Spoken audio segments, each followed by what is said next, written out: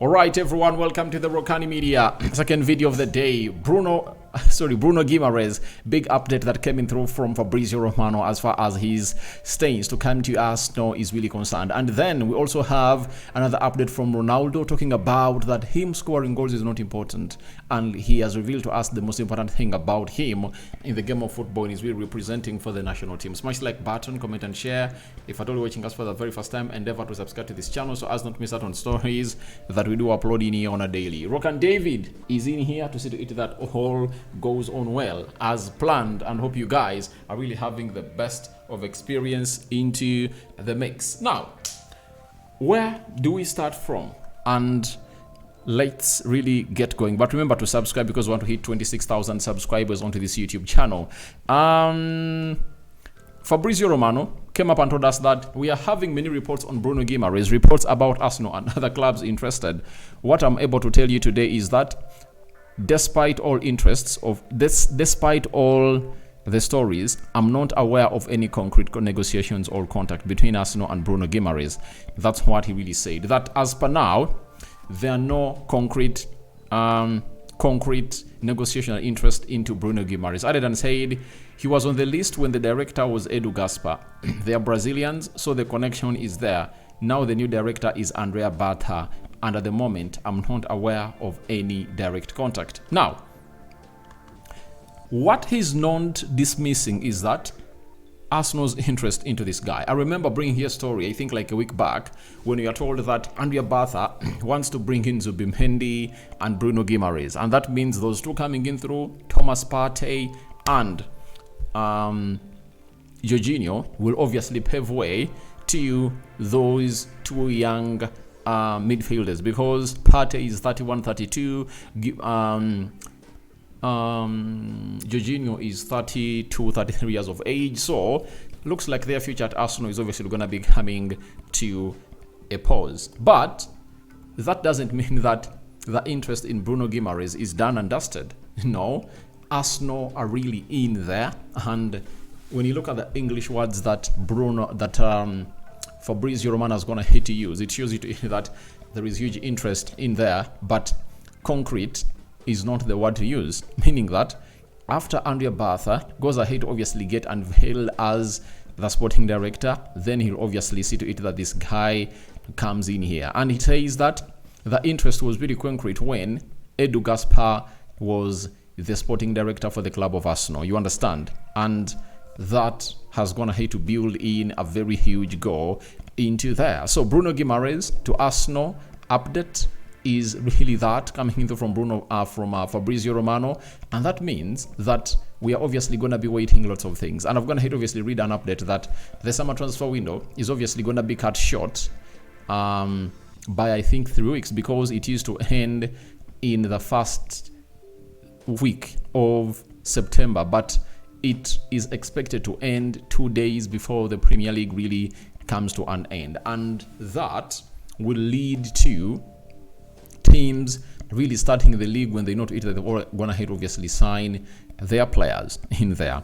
And that will help us, by the way, to obviously make proper predictions, because it was always hard to make predictions sometimes before the season starts, because you don't know exactly who is going to be at the club and who is obviously not going to be at the club. But right now, we 100% know who is going to be at the club and who is not going to be at the club. So I think that will be something good. That means 2 months of transfer news and details. So you people, you'll be hugely waiting for such stories to obviously come and really circumference you.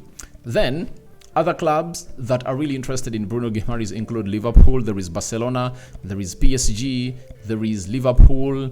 Have I talked about Man City? You know, there are very many clubs, and the likes of Real Madrid, don't be shocked when they obviously come onto the table to obviously come in and really put in a very huge shift to obviously sign this player. So the player is hugely wanted. He is on high demand as a player for the club of as a club player for the club of Arsenal, Newcastle. And he went ahead to put in a clause into his contract that if Newcastle don't qualify for the Champions League, leave for like 60 to 65 million pounds as a player in there. But as things stand, they might obviously be one of those teams to obviously qualify for the Champions League this season. Why? even if they don't really qualify through the top 4, Newcastle might find themselves in a position of really finishing 5th, because right now they've played 28 games, they're having 47 points. They really have a game in hand with Manchester United. If they win it, they will be 1 point ahead of Chelsea in the 4th position, and 1 point and 2 points ahead of Man City into that position. So it shows you that they're really having a very good go. And let's obviously see their remaining games. Can they really find themselves in a position of really qualifying? One, they are going to play Brentford on the 2nd of April. Then 7th of April, they'll obviously come up to play with a team known as Leicester away. They will host Man United 13th April. Then they'll have to host Crystal Palace. They have to play out Aston Villa 19th April. Then they'll have to host Ipswich on the 26th of April. Then 4th May they play away at Brighton, and 10th May they host Newcastle, and 18th May they are going to be hosted by Arsenal, and they'll host Everton in the last game. I think the hard games they have are Arsenal, Chelsea, Newcastle. Those are the games, and I know they can obviously put in a very big shift, and they obviously turn around things in there. So that is the side of Newcastle, and remember, they are the champions of the Carabao Cup. You know that very well. They've gone ahead to be crowned as champions of the Carabao Cup, and we know how good they are and how good they're really going. So that's Bruno Guimaraes for you. Big update, and it's Fabrizio Romano coming up with that huge update into the mix. So from that, let's go to Cristiano Ronaldo, who went ahead obviously score another goal, and he's now left with like 79 goals to hit 1,000 goals. That's the mission of him, really hitting 1,000 goals. So that's that when he hits 1,000, maybe he'll obviously retire from the game of football. And he says all his 1,000 goals are going to be recorded. And he has come out and said, it's not about me scoring. I only want Portugal to win. If we win, I don't play, I will sign it down. I only focus on defending my country's badge until I die. As always, I will be happy if we win tomorrow and another teammate scores. So he's like, it's not at the level when we're obviously getting in these youngsters and they all play for me. I know Portugal is a very good team, but it's a team play if you've always gone ahead to obviously follow up into the mix. That is the man known as Cristiano Ronaldo. And remember, he said this, and before they played against Denmark in the game that ended, I think 5-3, and they went ahead to obviously go through, and he went ahead to score a beauty after missing a penalty into the first leg that saw Rasmus Højlund do a so when he scored late to see to it that Denmark beat Portugal by 1-0. Cristiano Ronaldo had those words to say that it's all about Portugal, it's not an individual effort. And we all know to it that his aim is to obviously play his last game for Portugal in the World Cup of 2026, and that is next year. And we all know to it that Portugal has the quality of players to obviously win the World Cup, but the problem is, can their gaffer really lead these players to where they deserve to be and where they obviously are at this juncture? That's where we are right now. So that is Ronaldo for you. He returned back for Al Nassr, and they're obviously going to be playing over the weekend. And Portugal is obviously going to be playing against let me see, the UEFA Nations League, semi-finals, right?